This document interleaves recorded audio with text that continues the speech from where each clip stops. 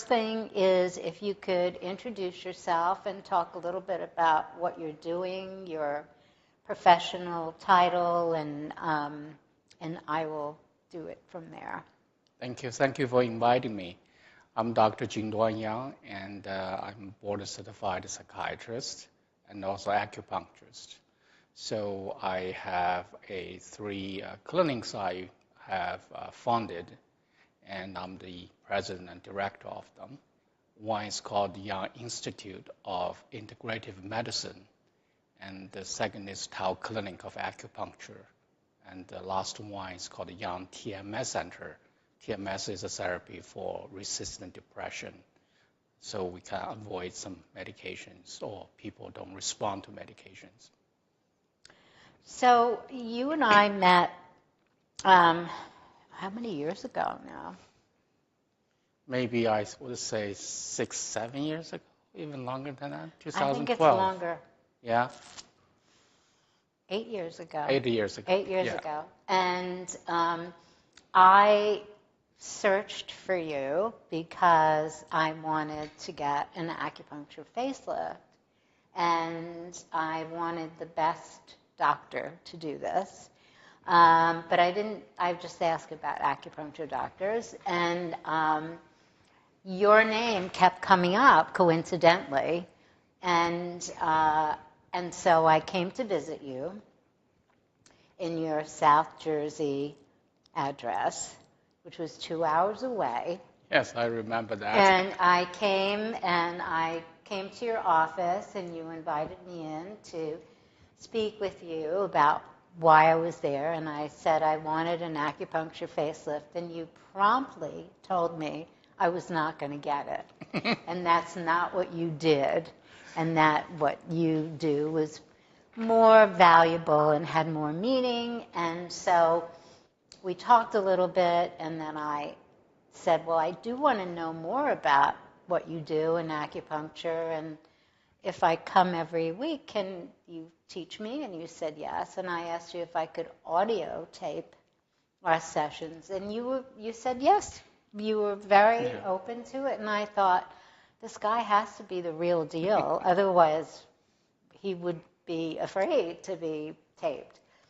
And so I came. Eventually, you gave me an acupuncture facelift, but I had experienced acupuncture with you and had some lessons, and then eventually we sort of traced that experience into your book, which is a handbook really on acupuncture, and it's called Facing East, and our beautiful faces are on the cover that we took as a selfie.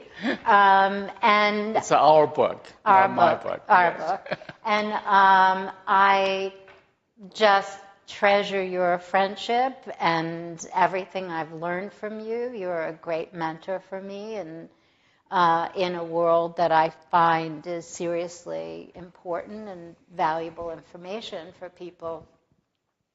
You have so much knowledge and have done so much research on acupuncture.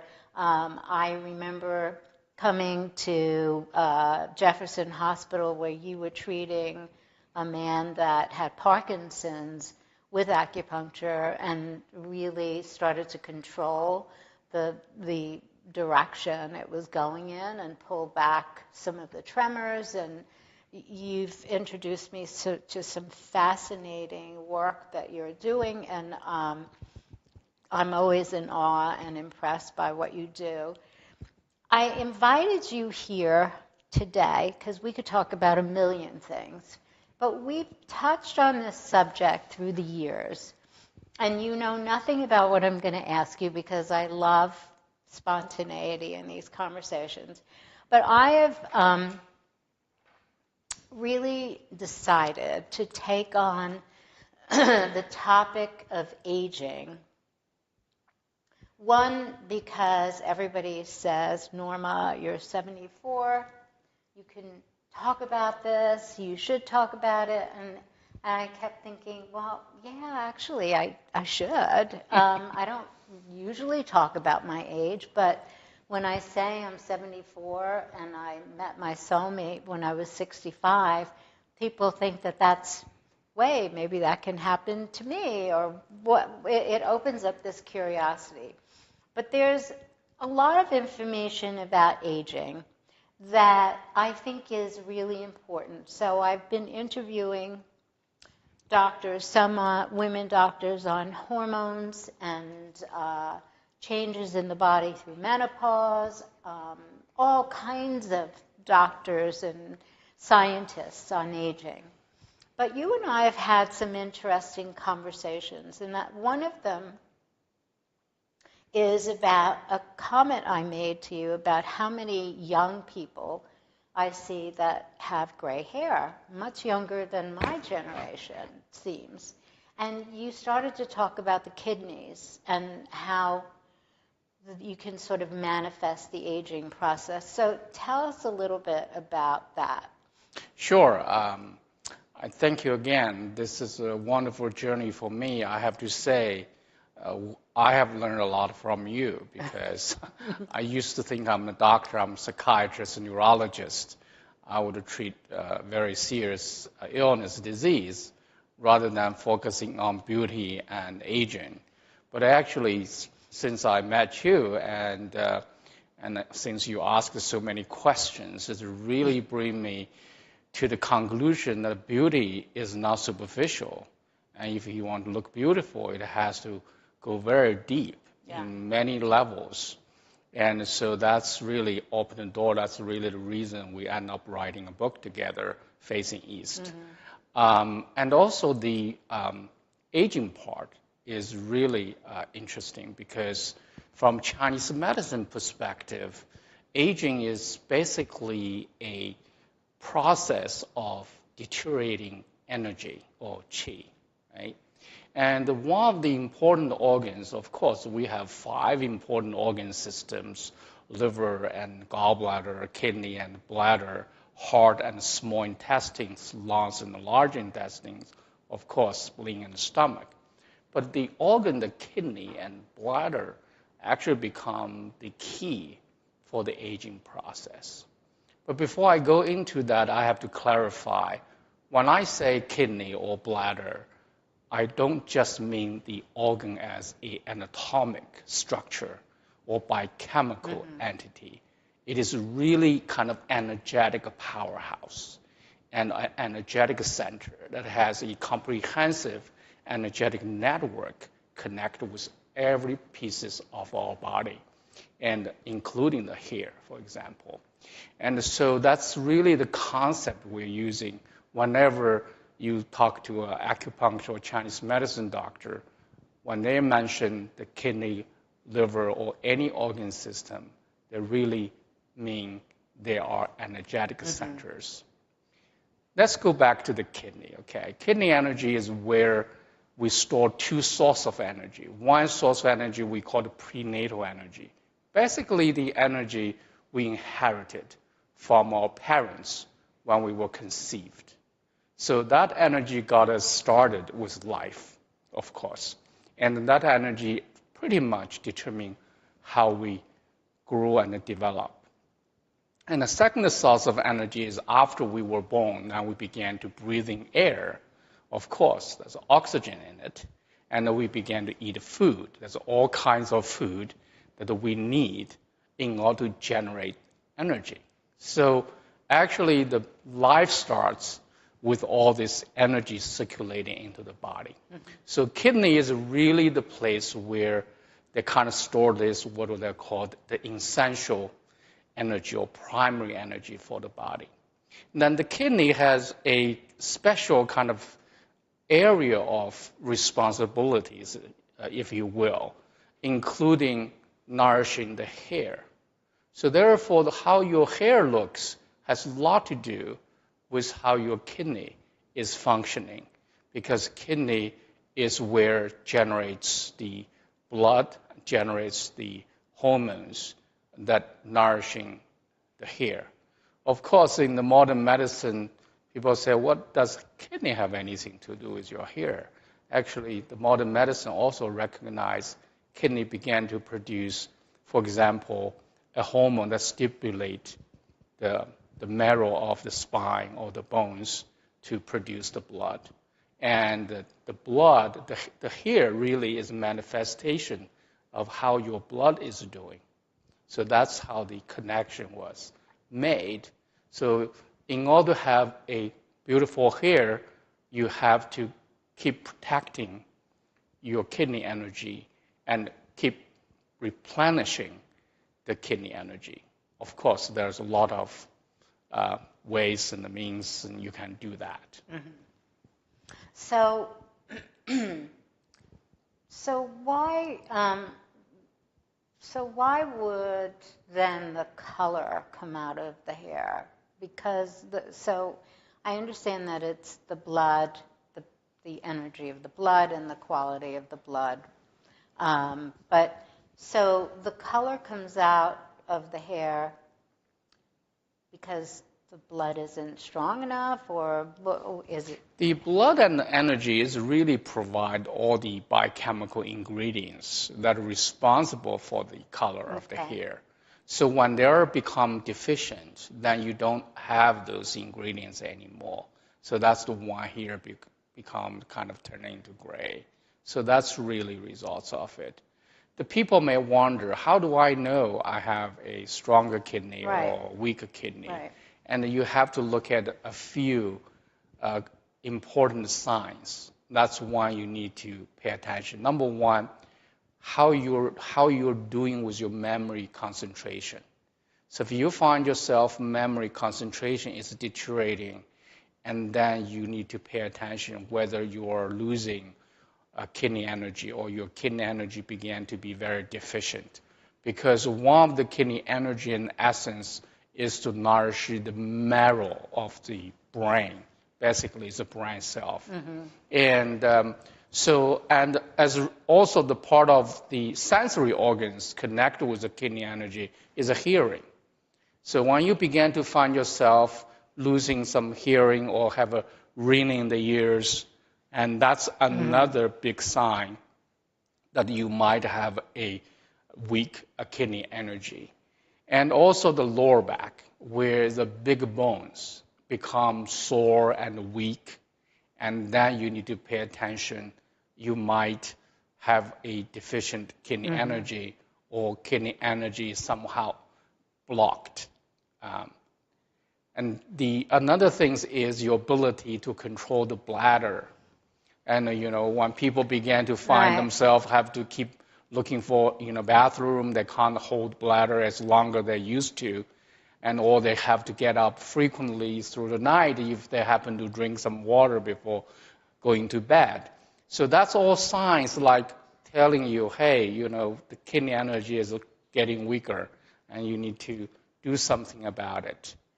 So it's interesting because as you're saying that, those are some of the symptoms of aging, but they're also present in younger people too. Yes. And so my question is, obviously, how do you preserve the kidney energy? How do you build the kidney energy? What can be done to sort of maintain the optimal body functioning? Yeah. Well, first, of course, if you're lucky, you inherited a very strong kidney energy from your parents. Okay, so therefore, if anybody want to start a family or conceive child, they'd better start earlier, because the younger you are, the stronger kidney energy you have, and also stay healthy, right? So your child will inherit good kidney energy. So that's one thing.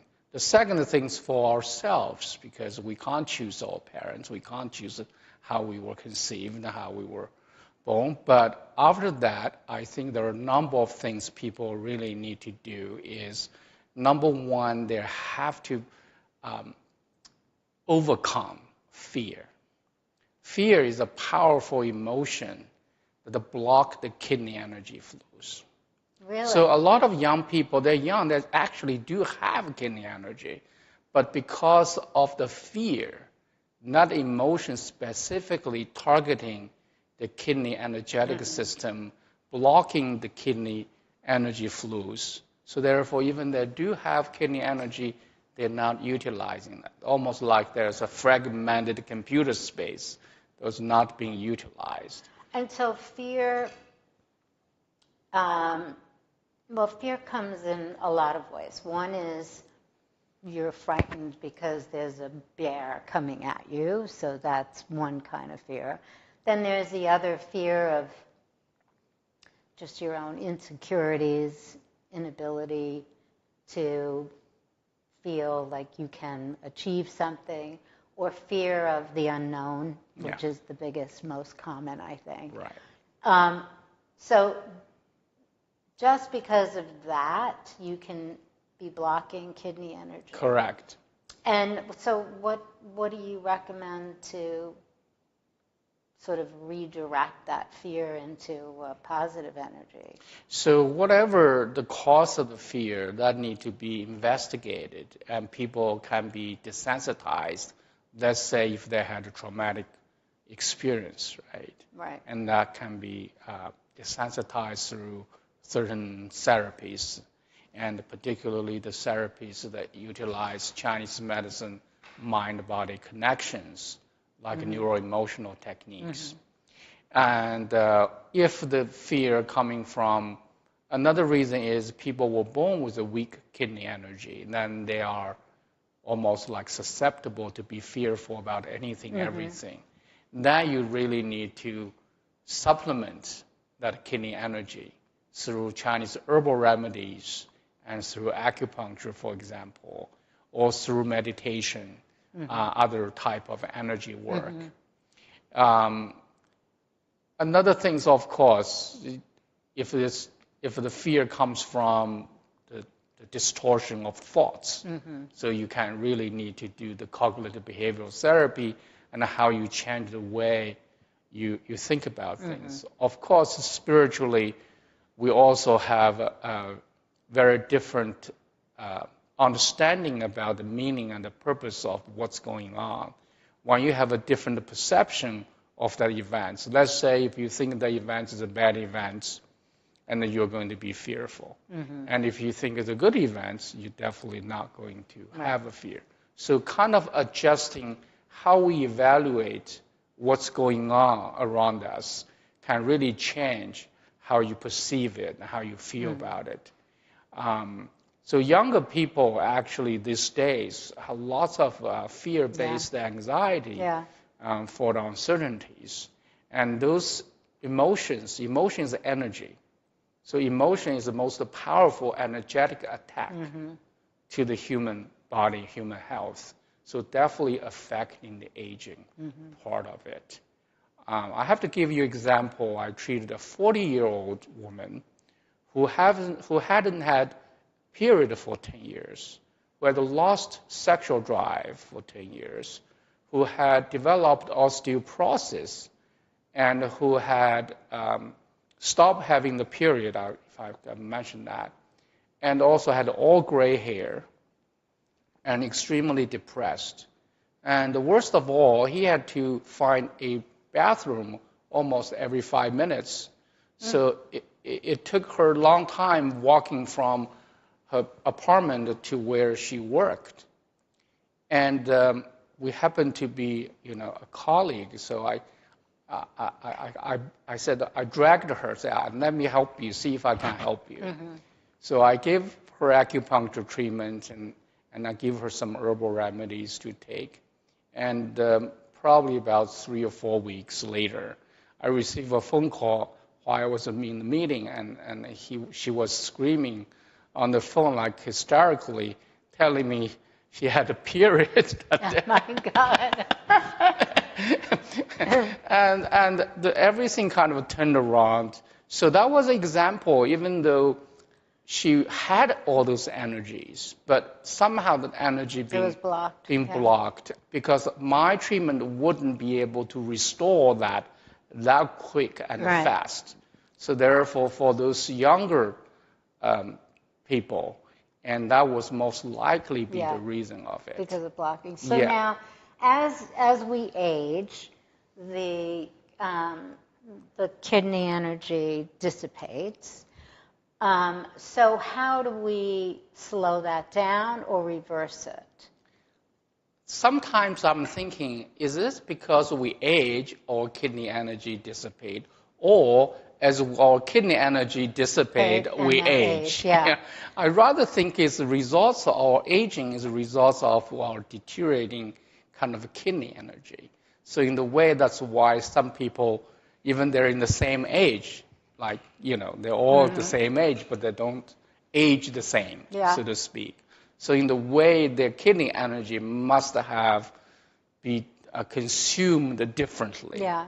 So a few things, in addition to the emotional depletion of this consumption of the energy due to the fear, the second is actually our sexual behavior. Because kidney energy is the energy that drives our sexual function. Because it is really designed to reproduce. Oh, really? Yeah. So the kidney energy is redesigned, it's designed for reproduce. Therefore, every time we have for male to have ejaculation and, to have orgasm for women or to conceive a child, and even for women to have a period, because period is really designed to prepare women to get pregnant, right? So if you didn't get pregnant, then you start a cycle again. Right. So every time that happens, it consumes the kidney energies. So therefore, to protect that is important. So how you protect that? Number one, you really need to have a healthy sexual relationship, because that's good. Because that's the energy. Energy need to be mobilized, utilized, right? And so it's good to have a healthy sexual relationship.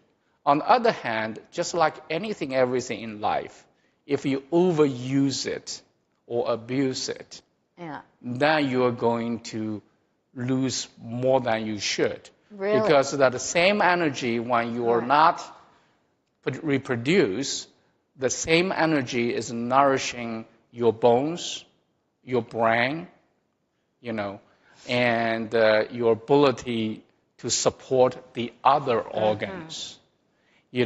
So therefore, the kidney energy is really, really important energy to protect, to keep. So to keep active but not abusive. Right. So, so if this is one of the ways to slow down kidney energy, basically we're telling everybody, stay sexy. Yeah. Right. But, so that is understandable without overdoing it. Right. So that the body can re-energize with the Correct. kidney energy. So you talked about stress and, the impact of that kind of energy on the body affects the mind, affects behavior because of the kidney, the sort of the blocking of the kidney energy. If the kidney and the hormones are also aligned, when menopause takes place, what happens? So when women hit menopause, biochemically, is due to deteriorated the estrogen productions and probably testosterone, progesterone as well, but mostly estrogen. Yeah.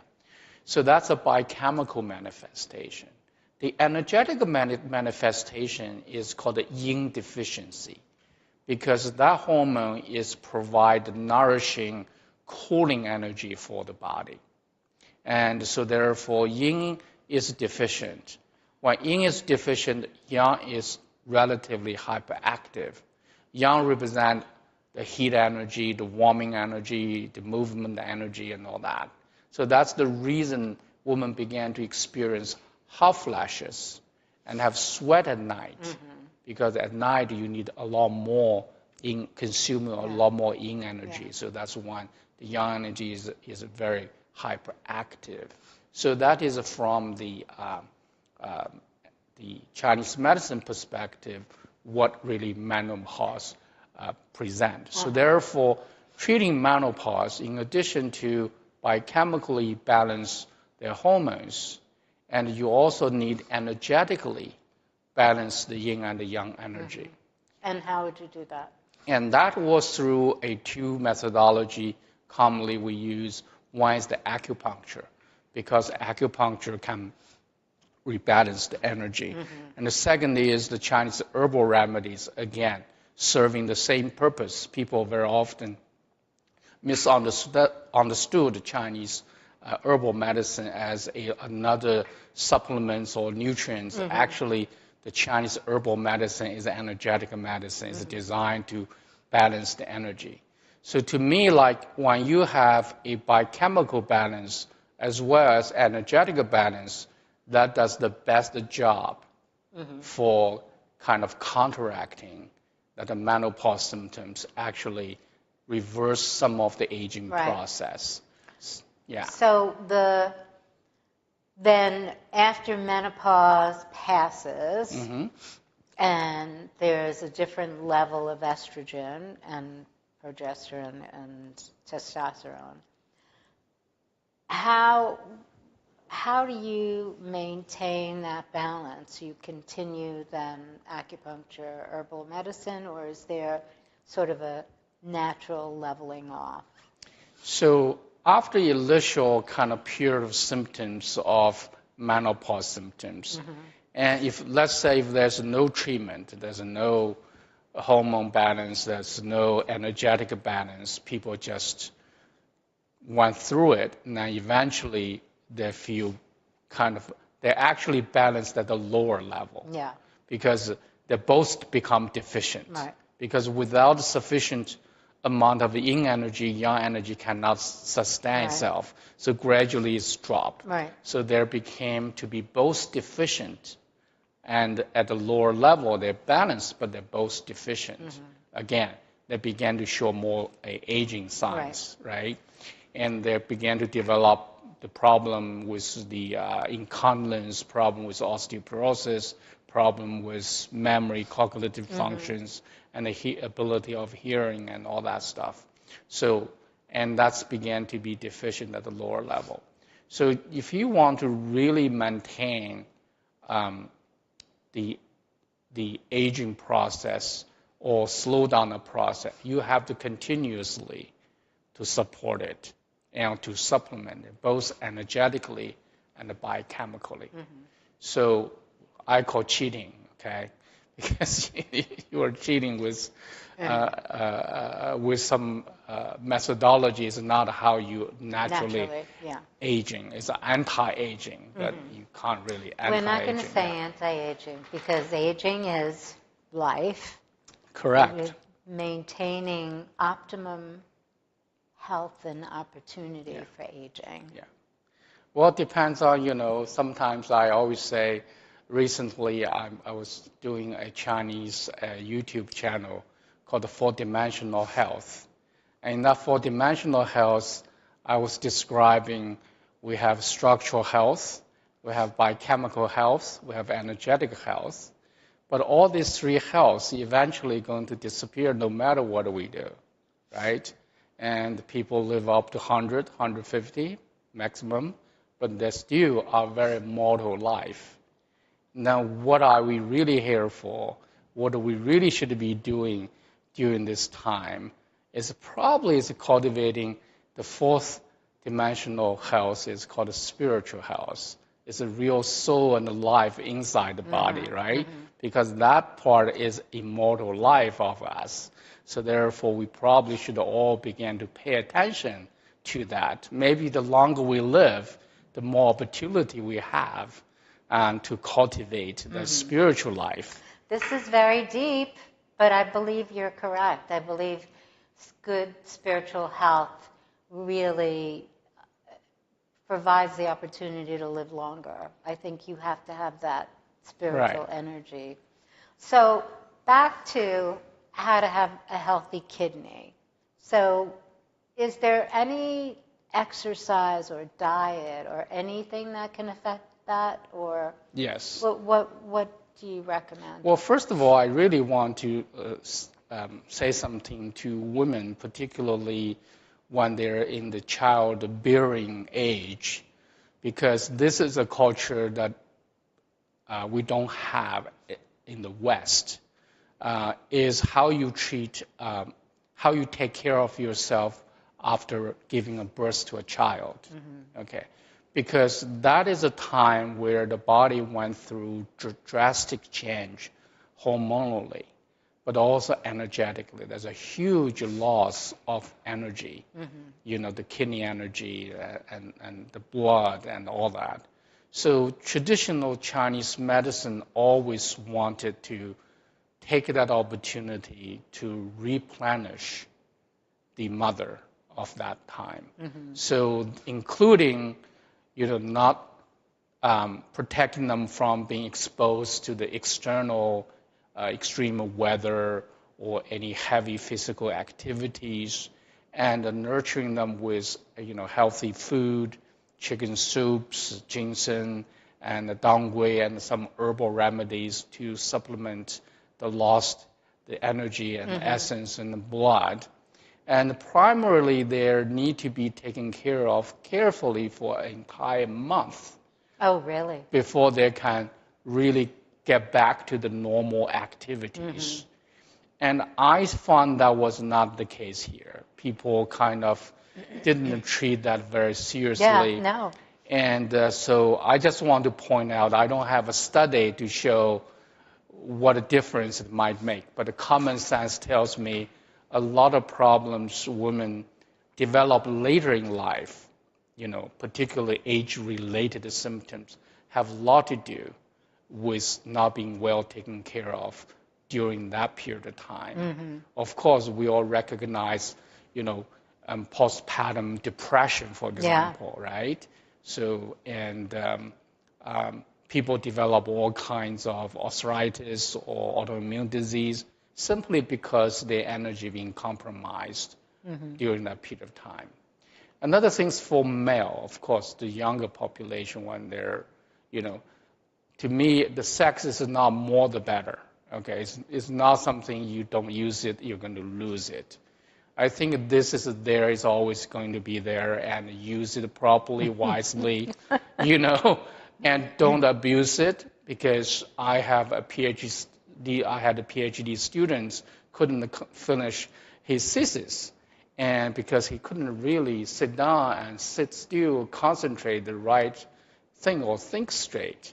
And of course, there are many other reasons. But one of the behavioral things is that he masturbated twice a day while watching pornos. Oh, I thought that was a little extreme, right? So that, don't get me wrong. I'm not against people having good sex life or have a pleasure. But he's depleting his too much. Kidney energy. It's too much, because that energy is the brain needs to concentrate, to memorize, right. To analyze, right? And there's a kidney energy, also the energy for motivation and the willpower. Really? Yeah. So, there's form of depression is called the kidney depression. Oh, really? That means the person has no motivation to do anything. Wow. So not all depression are the same. Some people depressed because they're very sad. Some people depressed because they're very worried. Some people depressed because they're very angry. Some people depressed they couldn't have a joy. And some people depressed because they don't have a motivation to do anything. So there's all kinds of depression based on which energetic system and the centers are affected. Mm-hmm. So anyway, so that was the extreme example, but that was a good example how it can really affect you.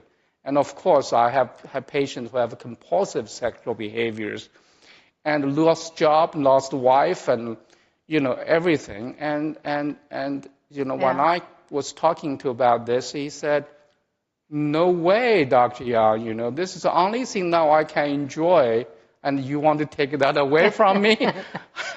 I don't know what to say. If you want the other parts of your life coming back to normal, you probably have to balance it out, right? So, but for people who want to sort of maintain kidney energy, sex on the norm of any age is better to keep the kidney energy sort of cooking. Talking about what else you could do. And first of all, let's talk about color. Because you're a designer and I walk through your winter collections. They're all black colored, most of them. No, they're not. There's dark green and burgundy. Okay. Well, I saw silver. Some of them. Yeah. Okay. I would have said 60% were black. Silver? Go ahead. But I want to tell you, you actually picked the right color for the winter. Because the winter is the season where the kidney need the support and the protection. So the winter time is time to slow down and taking care of your kidney, okay? And the color is the energy, if you think about it. Yeah. So color is energy. The black color actually is the energy that nurture and support the kidney. So I don't blame you if you use more black color during this season than any other colors. Because I do notice people naturally do that without being aware of why. Yeah. When people attend the very formal big events, they like to dress black because that helps them overcome the fear and it gives them a little willpower, give us stress. So really protect them. Very interesting. Yeah, from feeling kind of being intimidated by the environment, by the larger crowd. So color is important. And also not only the dress, dress black may help you, but also the food. All this black colored food we know, biochemically we only say, because they have a lot of antioxidants, right?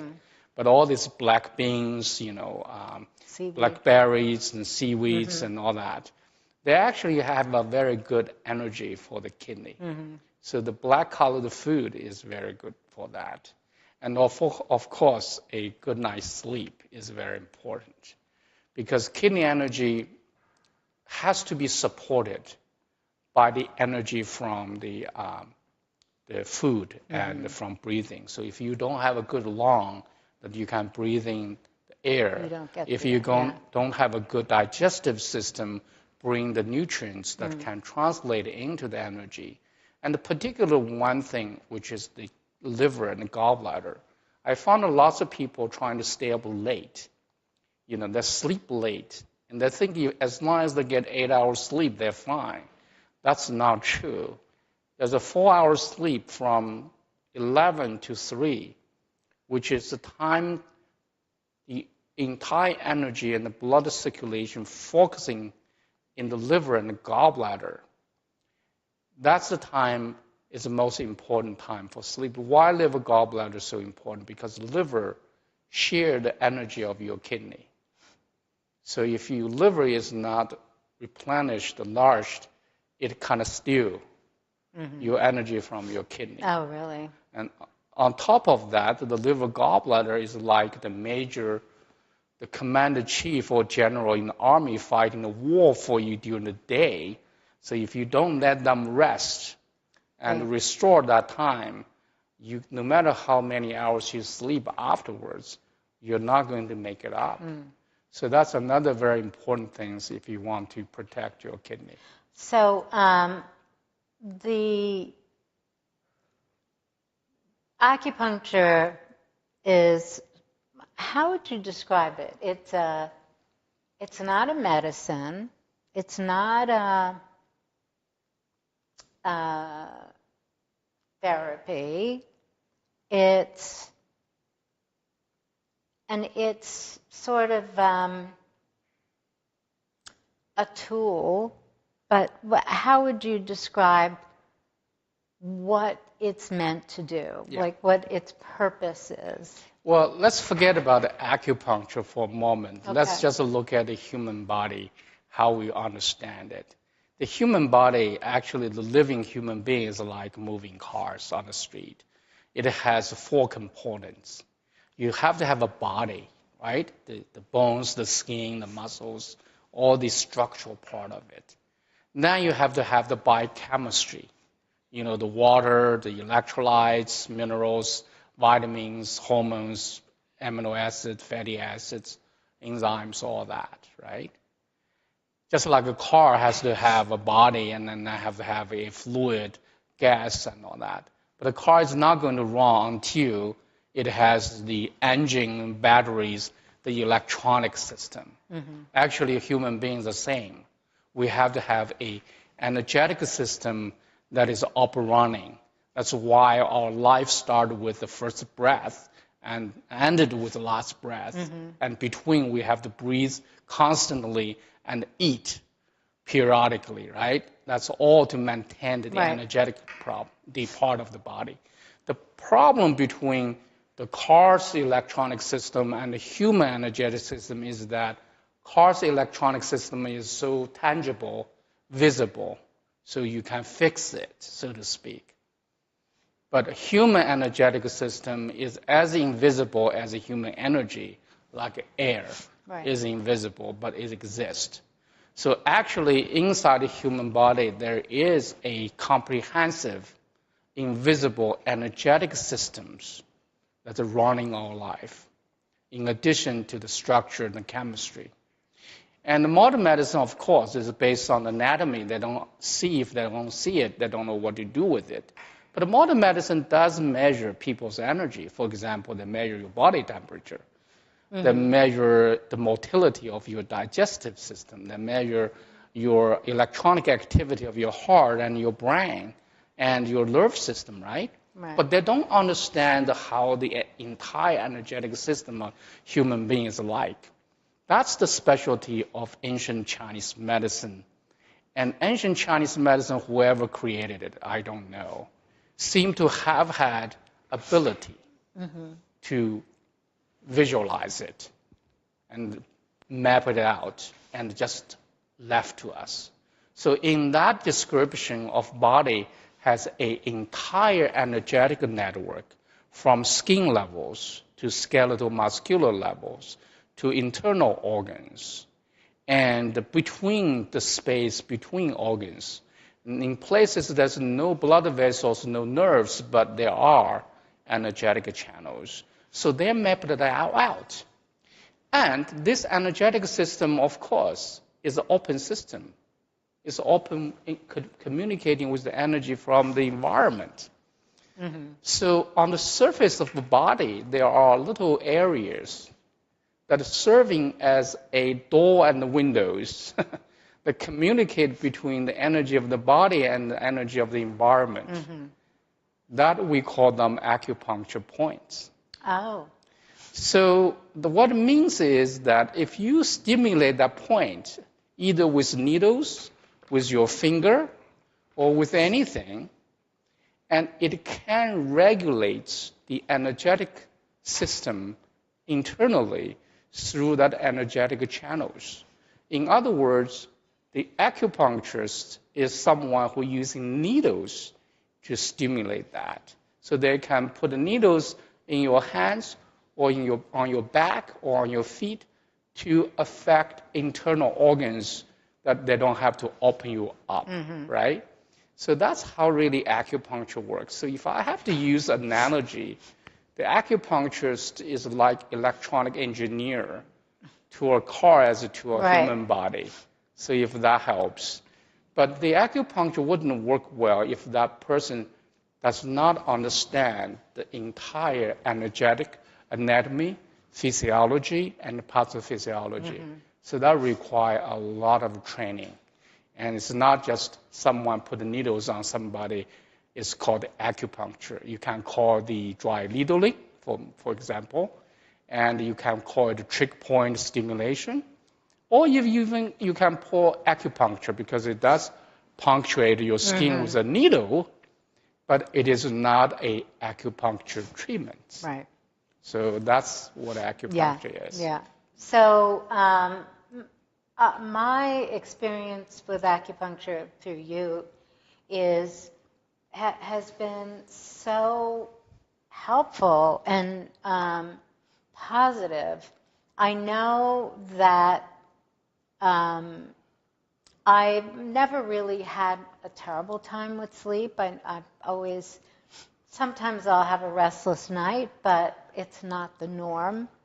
But from doing acupuncture and doing acupuncture facelifts, and we can talk about that, but I find the sleep that I have when you put, by the time the last needle goes into my skin, and I hate needles, and I don't think of these as needles. It should almost have a different name.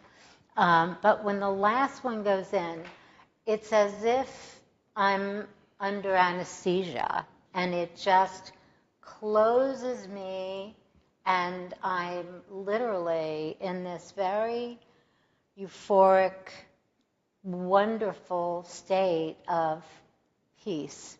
It's like the ultimate meditation. So what acupuncture really does, once it's done properly, it's really created the energetic circuits. Just like electricity, you have negative and a positive, right? Now you create a circuit. The body have a yang energy channels and the yin energy channels. And when you put the needles strategically, it generates an entire energetic movements. And when that happens, you're almost like living a different dimension and have a different sense of time. Yeah. And that's when you feel like floating, you feel like you're in another time zone. And of course, biochemically or biomedically, we understand that acupuncture really activating people's parasympathetic system. And that's the parasympathetic system is the system that help body relax itself and restore and rejuvenate itself, because we're constantly on the run and in the fight or flight mode due to the stress and stimulation in our environment every day, all the time. So therefore, we are lacking that status. When that happens, that's very powerful, almost like a powered meditation, so to speak, or forced meditation, because if you're trying to meditate yourself, you have to really control your mind and your breathing, right? But this is making it much easier to do that. Then so obviously this is a restorative, acupuncture is a restorative method for the kidneys too. I would think that would help kind of keep the kidneys in good condition.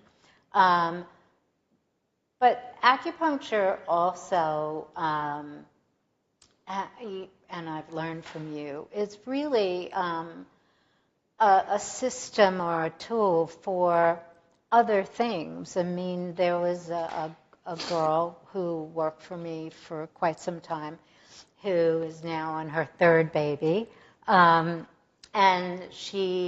her baby had turned in the wrong direction. Reached the position. And you did acupuncture on her, and she recounts lying in bed with her husband, and they were watching TV or something, and she was not due for another month. And they watched the baby literally turn around in her stomach. And when she said that she had that issue, you said, oh, I can fix that. And you did. And then people who have had emotional problems, I mean, serious issues with either addictions or issues that had to do with some sort of dependency, whether it's smoking or whatever, really were helped a lot by the support of acupuncture.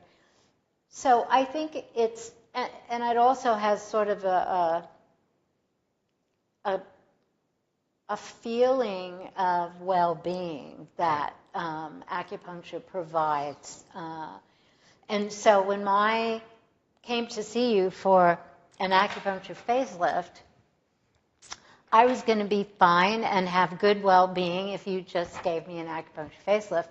But the real takeaway that I learned was that the overall well-being, that feeling of the balance and the sort of the synergy of what was happening, supported what you were doing with my face, and that they really aren't separate. Yeah.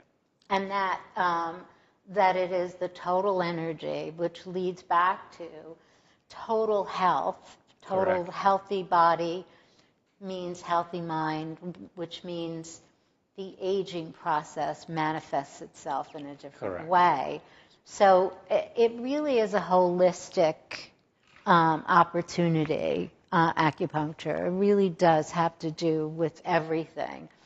So if not everybody has a great acupuncture doctor, or someone who is not only an acupuncture Chinese doctor, but also is expert in psychiatry, neurology, and all of the Western concept, it's very hard to find somebody like you in every city and everywhere. What do you recommend for somebody who wants to get the best from acupuncture? What are the things to ask for? What should the expectation be? Yeah, unfortunately, the acupuncture education is varies with the quality. And when I teaching, I was teaching the doctoral program a couple of weeks ago, and I always like to test them. I'm pointing on the chart on the wall, and you know that acupuncture chart has all those the complicated lines and all that. I ask them, so what does this line represent? Then I ask them specifically individually, so everybody has to give me an answer. They all say, oh, it is a meridian, it's an energy channel, and blah, blah, blah. So I haven't met anyone I have tested give me the right answer. The right answer is, I told them, this is simply artificial line collecting the area of acupuncture points. It has nothing to do with energy channels or meridians. Because the real energy channel meridians on the skin level is the area. Then deep is far more comprehensive, complicated than that simple line. Mm-hmm. That simple line simply is artificial line. Right. But it shows that the education today is missing a big foundation. If you don't understand that energetic anatomy, you probably don't know what you're really doing. Are you stimulating the skin or muscle or the nerve or bones? And there are acupuncture actually teach people about how you stimulate the nerve or how you stimulate the bones. That's not acupuncture. Acupuncture is treating the energies. Mm-hmm. So they have to understand that. So first and foremost, you have to find acupuncturists who truly understand the energetic anatomy, physiology, does really good energetic intake. They'll ask you questions about, are you sensitive to cold or the heat, right? Do you sweat at night or you sweat during the day? Right. And do you feel tired, fatigued? You know, what is your appetite? What taste your food you're craving? And all this energetic functioning, are you able to control your bladder? Sometimes seemingly they go through the system, but they are asking specific energetic abnormalities. They must take your pulse. I was going to say. Because your pulse really give you the information about the energy. I give you an example. There was acupuncture students graduating and need a credit by seeing and being treated herself. So she came to me and basically like, oh, I'm healthy, I have nothing, no problem, just give me treatment so I can get my credit, I can graduate. So I can't give anybody treatment without knowing what I'm going to do. Right. So I took her pulse. because she wasn't giving me any information. The liver pulse was so tense, so tense. And I asked, are you having trouble, stress anywhere? Are you any problem with the job, relation? Nothing. Everything's fine. So I can't accept that. I have to ask. I said, were you abused as a child? And that hit the button. She burst into tears and couldn't help telling me all the stories. And that's the repressed anger, resentment that affect the kidney energy. And actually, it turned out that she had a lot more problems, migraines, pain, fibromyalgia, all that stuff. So anyway, the pulse really gave you So when you say pulse, yeah. When you do the pulse, you're doing all the organs. Yes. So explain that a little bit.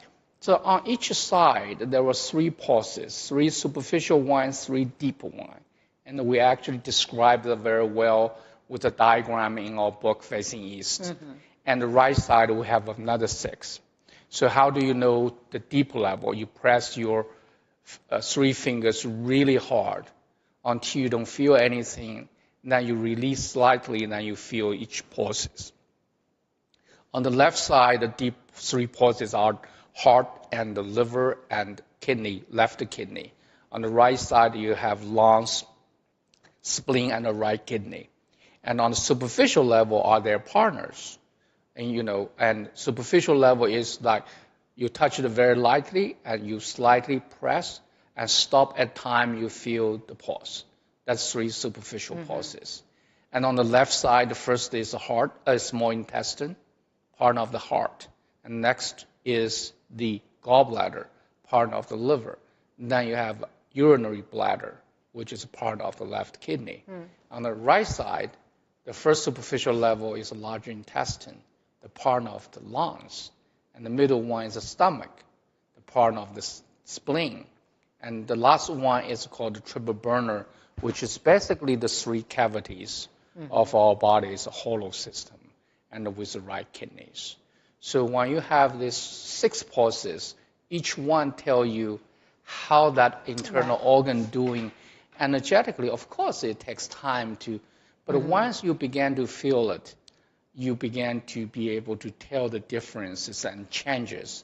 And another thing is very importantly, because people cannot really validate what Chinese medicine say, the mind-body connections. Liver for the anger, heart for the joy, lung for the sadness. You really can't really validate that. But if you combine pulse and muscle testing, you can. Because when you ask people, think about or feel about the sadness, people's muscle go weak. But once you block their non-pulses, the muscle stays strong. You can't do that with any other pulses. So that means when you press the long pulses, it's block the emotional reaction, the physical reaction. So that's really make it a very powerful tool to identify what emotional stress that creating our physical, behavioral, and emotional problem. So if just an ordinary person wanted to try self-acupuncture to calm them down, or is there some pressure point or something that people can do to sort of calm themselves, take stress down a bit? What would you recommend? I think the simplest way of doing that is, first of all, is really begin to control the mind. And by control the mind, I means you really need to bring your mind to the present. Because when you think about past, you can control nothing and you feel depressed. Right. When you keep thinking about future, you control nothing. Right. And you're anxious. Okay. So anything and everything that help you to bring your mind to the here and now, it helps. So that's easy said than done. Right. But if you can't, for example, some people trying to counting their breath, so they begin to focus. Some people trying to scan their body and begin trying to focus. Right. So anything, everything they can do that is good. The second things they can do is what I call using the press, the pause, because each organ's corresponding with certain emotions. Right. Because when people feel stressed, they're really a mixture of all kinds of emotions. It could be fear, worry, Right. Anger, and sadness, all that, even mixed. So if you press that and cover your forehead, which is our front lobe, the emotional center or place where regulate emotions, and create this energetic circuits, and take a good deep breath. So this is right hand over left. Yeah. Then left hand on the forehead. Right. And so I'm just doing these three fingers. Yes. And doing this. Right. Then connect with things that bothers you, worries you, angers you, scare you, and take a deep breath. As you breathe, those emotion energy begin to be literally kind of breathed out or moved out. Or they will not leave energetic blockage as they normally would. Okay. So that is a very good, simple technique. And how long do you do that for? Or you can do it 2 minutes, and you can do it multiple times. Just don't overventilate. Then you'll feel lightheaded, right? And you can do left side or the right side. Oh, you can? Yeah, both sides I would read. Okay. Because you don't know what emotion. But if you go back to our book, the Facing East book, there's a description of what emotion specifically corresponding with what pause. Right. So if you choose that single pause, let's say the anger would be with the liver. And that breathing is much more efficient and effective. But if you don't know, you just grab them all. Right. Sometimes it's more than one emotion, right? So anyway, so that's the simple way of doing that. Of course, if it's a chronic, if developed like PTSD, people have a phobia, right. and they really need to come to the office and to be tested and desensitized, by a trained professionals.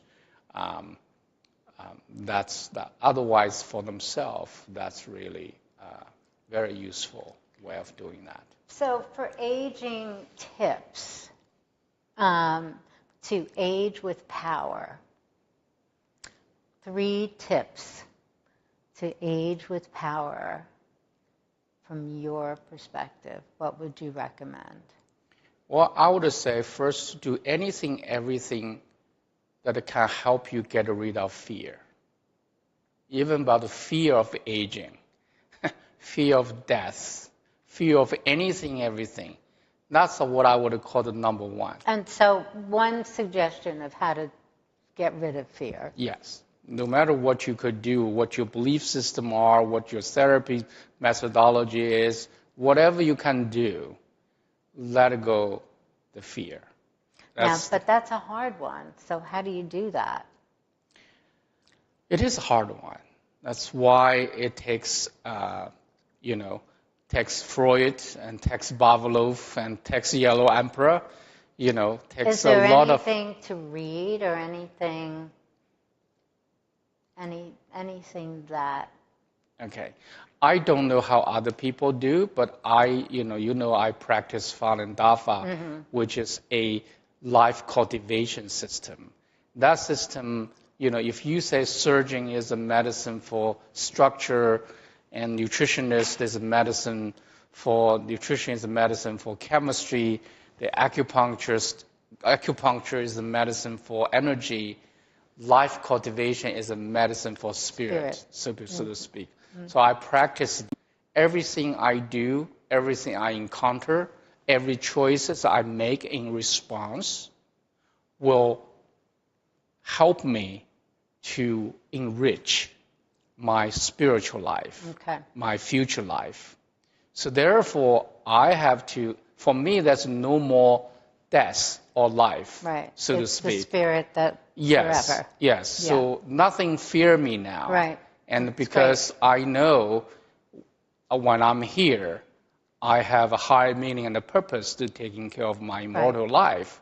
While I'm gone, I'm not gone. I'm only living in a new, spirit. Yeah. so to speak. That's great. And then number 2, out of the 3 tips. Number 2, I would really say is good sleep. So if people can managing their sleep, sometimes I tell people you don't really have to sleep. People say, I can't lie down, I can't sleep. If you can just lie down and rest, lie horizontal, let the energy, blood go back to your internal organs a little easier. Because you're standing up, the body has to play against the law of gravity. Right. It's working. It's working. And when you lie down, so don't come cheap. Don't try to get to sleep. Right. Just lie down, relax. If you happen to sleep, that's great. Yeah. If you don't, just relax. Right. That's fine too. Yeah. So I think that's very important to have a good night's sleep, particularly protecting the hours from 11 to 3 in the morning. Okay, that's a very important part. Okay. And the third part, I think, has to come from food. There's lots of food. That's a good food. The whole foods and as I mentioned, the black-colored food, the white-colored food, and green leafy food. The reason I mentioned these 3 is from the 5 elements perspective. The white generates the black. The lung energy supported the kidney energy. And the kidney energy, the black, is generating the spring energy, the liver energy with the green. So we call the lung, if we take the kidney as the individual, the lung is the mother of the kidney, and the liver is the son of the kidney. So if you support a son, support a mother, support a kidney, and you support all. So that's really the reason we want people to eat a variety kind of food, called rainbow food. But because if you want to support the lung, then you have to have the yellow color, and with yellow colored food. And if you support yellow colored food, you have to have red colored food. And if you support red colored food, you have green color. So all these different color food. So that's very important. And certain seafood like oyster, I don't know, people eat the sea cucumber here. And they're very powerful in terms of supplement kidney energy. Yeah.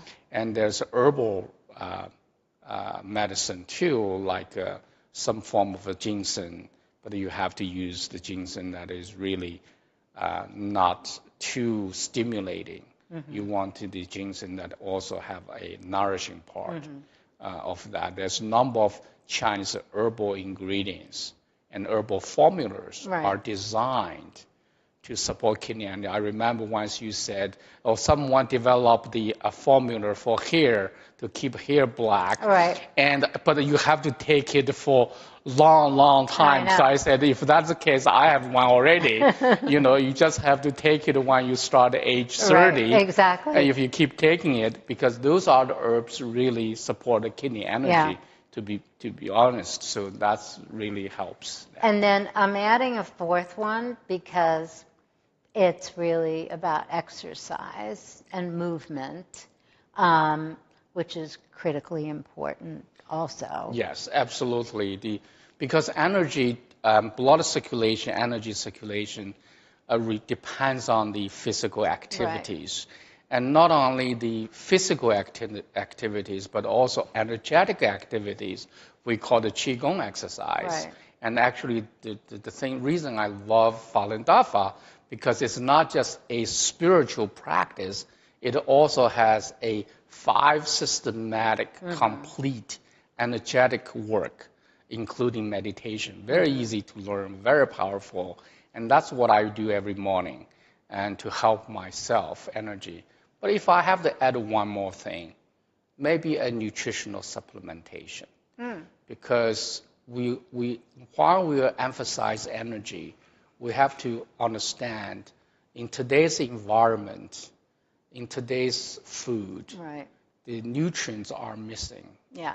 And a lot of people genetically could not absorb or utilize certain nutrients. Yeah. So I think nutrition, those supplementation, but it has to be individually designed and through some blood work, urine tests.